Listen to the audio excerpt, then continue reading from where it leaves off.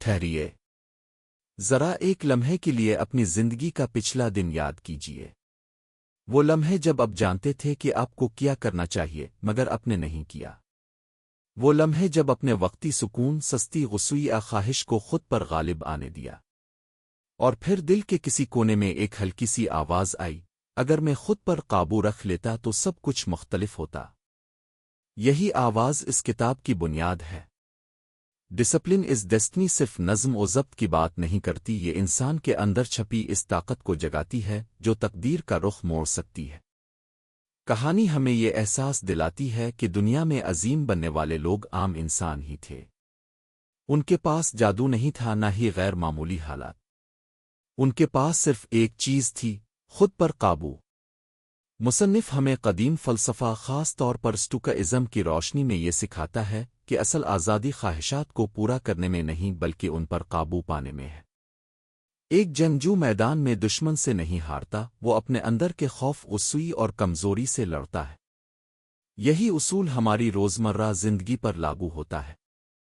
جب ہم اپنی نیند، خوراک، وقت، زبان اور جذبات کو قابو میں لانا سیکھ لیتے ہیں تو ہم آہستہ آہستہ اپنی تقدیر کے معمار بن جاتے ہیں۔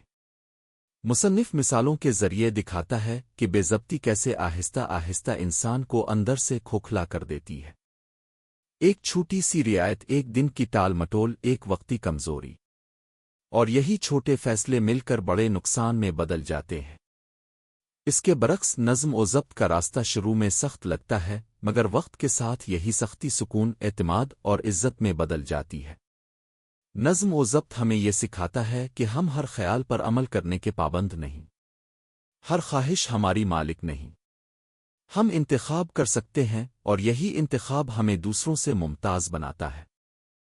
کہانی آگے بڑھتی ہے تو مصنف ہمیں آئینے کے سامنے لا کھڑا کرتا ہے۔ وہ کہتا ہے، اصل جنگ باہر نہیں اندر ہے۔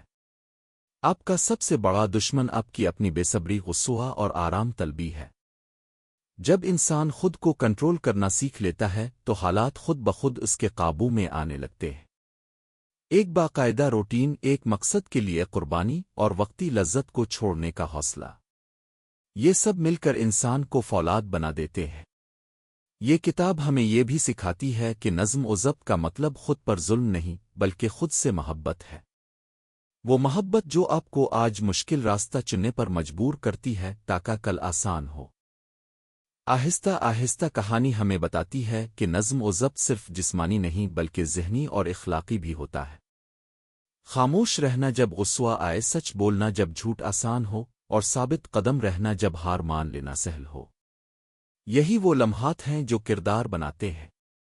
مصنف ہمیں یاد دلاتا ہے کہ عظمت کسی ایک بڑے فیصلے سے نہیں آتی بلکہ روز کے چھوٹے، بور، تکلیف دہ فیصلوں سے جنہیں کوئی نہیں دیکھتا، لیکن وقت سب کچھ دیکھتا ہے اور وقت ہی انصاف کرتا ہے۔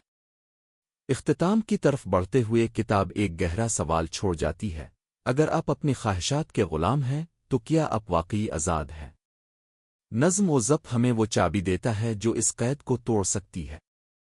یہ ہمیں سکھاتا ہے کہ ہم حالات کے رد عمل میں جینے کے بجائے اصولوں کے مطابق جینا سیکھیں۔ جب انسان خود پر قابو پا لیتا ہے تو وہ دنیا سے کچھ ثابت کرنے کے قابل ہو جاتا ہے۔ پھر وہ شکایت نہیں کرتا، بہانے نہیں بناتا، بلکہ خاموشی سے محنت کرتا ہے۔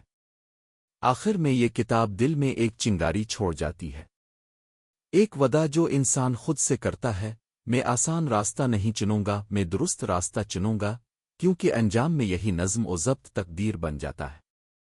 یہی خود پر قابو انسان کو عام سے غیر معمولی بنا دیتا ہے، اور یہی پیغام دیر تک دل میں گونجتا رہتا ہے کہ آخرکار ڈسپلن ہی ڈیسٹنی ہے۔